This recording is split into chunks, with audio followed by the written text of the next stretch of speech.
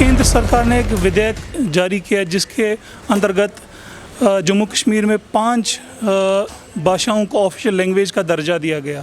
कुछ लोगों का ये भी कहना है उसमें कि कुछ लैंग्वेज को इग्नोर करते हुए एक डिस्क्रिमिनेशन का वो आरोप लगा रहे हैं।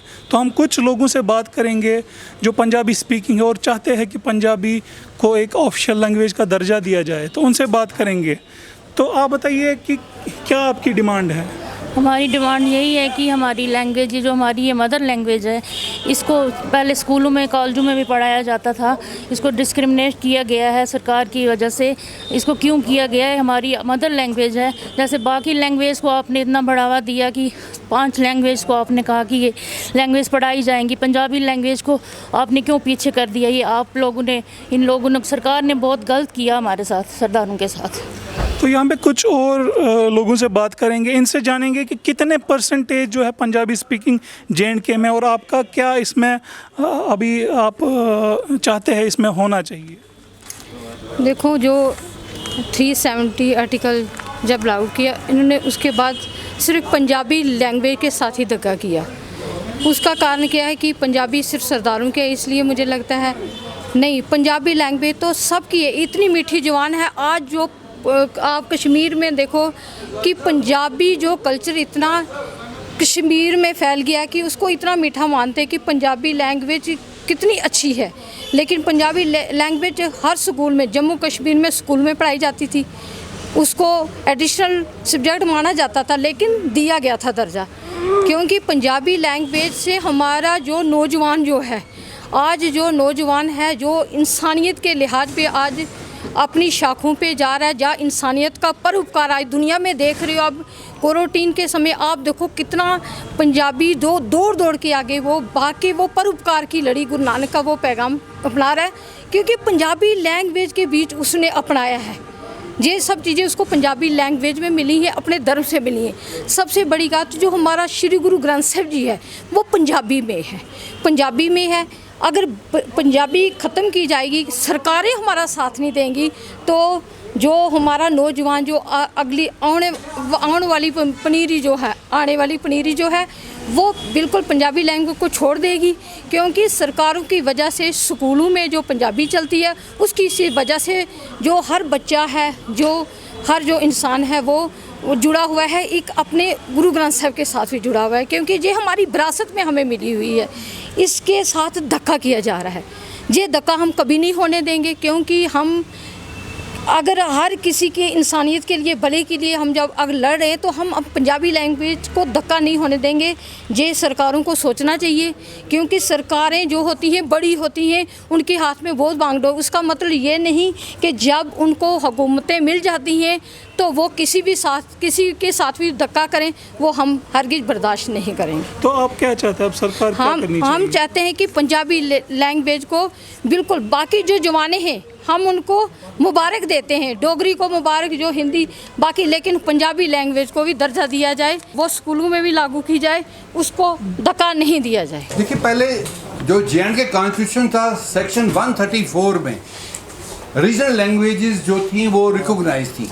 मैंने पहले भी जिक्र किया, उसमें गोजरी, उसमें शीना, उसमें पंजाबी, ये सब ज़बानें जो हैं उसमें जो हैं वो रिकॉग्नाइज की गई थी। उस हिसाब से ग्राउंड लेवल पर स्कूलों में, कॉलेजों में इस ज़बान को राइज था, बच्चों को पढ़ाया जाता था, कॉलेजों में पढ़ाया जाता था। पर ऐसा करने से जो आर्टिकल 370 हटाने के बाद और इस ऑर्डर के बाद इस ज़बान को उन्होंने अपनी उस रिकॉग्नाइज लैंग्वेज से बाहर कर दिया, तो मुझे बताइए कि हमारे लोग कहाँ जाएंगे? मुझे 300-400 स्कूलों में पंजाबी जो है ये पढ़ाई जाती है, 9 कॉलेजेस हैं वहाँ पंजाबी सब्जेक्ट पढ़ाया जाता है। तो बस ऐसा करने से कुछ अच्छा नहीं किया सरकार ने। तो इसलिए ये कौन उनको गाइड करता है, ये हम जानना चाहते हैं कि जम्मू कश्मीर को चलाने वाली ताकतें कौन है। आखिर उस कैबिनेट में बहुत समझदार लोग भी हैं, लेकिन ये एक मुद्दा जो कश्मीर के बारे में जो जिसकी बैकग्राउंड कहाँ से है, कहाँ से इशारा देते हैं वो सरकार को कि ऐसे काम किए जाएं जो एंटी कश्मीरी हों, वो सब क्यों ऐसा हो रहा है, उस पर हम प्रोटेस्ट कर रहे हैं। क्योंकि ये सब कुछ हमारे, हम लोग कश्मीरी हैं, हम यहाँ के बॉर्न, हम इस मिट्टी के लोग हैं। तो इसलिए जो कुछ भी हो रहा है यहाँ के इस माहौल में हमारे साथ हुआ, यहाँ मेजॉरिटी के साथ भी हुआ है, तो सब लोग नाराज़ हैं। तो इसलिए हम इस ज़बान को लेके आए हैं कि साहब इनको चाहिए कि रिकन्सिडर करें उस बिल को पार्लियामेंट में पास करने से पहले और पंजाबी को यहाँ राइज करें। पहली बात तो ये कि मैं हुकूमत के इस कदम को बहुत सराहता हूँ, ये बहुत अच्छा कदम है, लेकिन थोड़ा सा इसमें अगर अमेंडमेंट किया जाए, अगर की बात नहीं बल्कि हम ये बड़े दावे से ये कहते हैं कि इसमें थोड़ा सा वुसअत क़ल्बी की ज़रूरत थी और कुछ लैंग्वेजेस को और जोड़ने की ज़रूरत थी। मैं पहाड़ी ज़बान के एक कलमकार की हैसियत से ये कहना चाहूँगा कि पहाड़ी रियासत जम्मू कश्मीर की एक बहुत पुरानी ज़बान है और जो हमारा अनडिवाइडेड जम्मू कश्मीर है उसमें ये सेकंड लार्जेस्ट लैंग्वेज है। जो हमारा हिस्सा इस वक्त पाकिस्तान के कब्ज़े में है, अगर उसको मिलाया जाए तो आज भी ये दूसरी बड़ी ज़बान है कश्मीरी के बाद। ये वो ज़बान है जिसको 1957 में जो 7 ज़बानें उस वक़्त छठे शेड्यूल में जो है जिनको मान्यता मिली, उसमें पहाड़ी भी एक ज़बान थी। तो हम ये कहते हैं कि इतनी पुरानी ज़बान और इतना पुराना स्टेटस होने के बावजूद इसको अगर बाहर निकाला गया है तो ये ज़्यादती महसूस होती है। हो सकता है ये कुछ सरफ़ नज़र भी हो गया हो। हम ये गुजारिश करते हैं हुकूमत से कि इस ज़बान को भी जो है इस ज़ुमरे में शामिल किया जाए और इसे उसी खाते में जो है शामिल करके इसकी जो है वो इसके साथ इंसाफ किया जाए। पहाड़ी को किसी भी सूरत में ऑफिशियल लैंग्वेजेस में शामिल किया जाना ज़रूरी है। आपने छठे शेड्यूल की बात की, उसमें बाकी ज़बानों का भी जिक्र है, तो आप अगर अपने ज़बान को एक रिप्रेजेंटेटिव के तौर पे चलेंगे तो कितना इम्पोर्टेंट है पहाड़ी लैंग्वेज और लिटरेचर कितना है और इसके साथ कितने लोग जुड़े हैं पहाड़ी स्पीकिंग? मैं ये बात बड़े वसूख से कहता हूँ कि पहाड़ी इस वक्त एक आलमी ज़बान है, वो एक मुकामी ज़बान नहीं रही है। वो यहाँ से निकल के हिंदुस्तान की सरहदों से निकल कर हमारे पड़ोसी मुल्क में होते हुए अफ़गानिस्तान के कुछ इलाकों में और यहाँ तक भी कि ताजिकिस्तान और जो रियासतें रूस से अलग हुई थी उनमें भी कुछ इलाके ऐसे मौजूद हैं जहाँ पहाड़ी ज़बान बोली जाती है। उसके अलावा आपको ये जानकर शायद हैरत हो कि यूके में ये सेकंड लार्जेस्ट लैंग्वेज है और जो वहाँ के उस आइन में तस्लीम की जा चुकी है।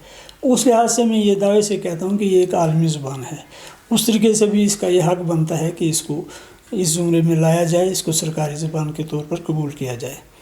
तो जहाँ तक लिटरेचर की बात है, आज पहाड़ी ज़बान के जदीद मॉडर्न लिटरेचर जो है उसकी कोई कमी नहीं है। सफ़र मुल्क से लेकर इस वक्त तक बेशुमार लिटरेचर जो है वो इतना लिटरेचर मौजूद है कि इसको किसी भी हम असर ज़बान है उसके साथ खड़ा किया जा सके। कई तबकों ने हाल ही में जो केंद्र सरकार ने एक फ़ैसला लिया जिसमें 5 भाषाओं को आधिकारिक रूप से यहाँ पे दर्जा मिला, लेकिन एक बड़ा तबका ये भी है जो मानते हैं कि कुछ भाषाओं के साथ भेदभाव हुआ। उनमें पंजाबी स्पीकिंग, पहाड़ी स्पीकिंग और गोजी स्पीकिंग लोग भी है। उनका ये कहना है कि इन ज़बानों को ऑलरेडी जो कॉन्स्टिट्यूशनल स्टेटस मिला था 1957 में और 99 में, तो उनके साथ भेदभाव क्यों? तो उनका ये कहना है कि जो हाल ही फ़ैसला हुआ, जो बिल एक पेश हुई, कैबिनेट ने उसको मंजूरी दी, उसमें अमेंडमेंट होनी चाहिए ताकि इन भाषाओं के साथ जो भेदभाव का ये बात कर रहे हैं तो वो भेदभाव ना हो। कैमरामैन शेख मोमिन के साथ मैं मंजूर हसन, इंडिया बुलेटिन के लिए श्रीनगर से। Subscribe now and press the bell icon, never miss an update.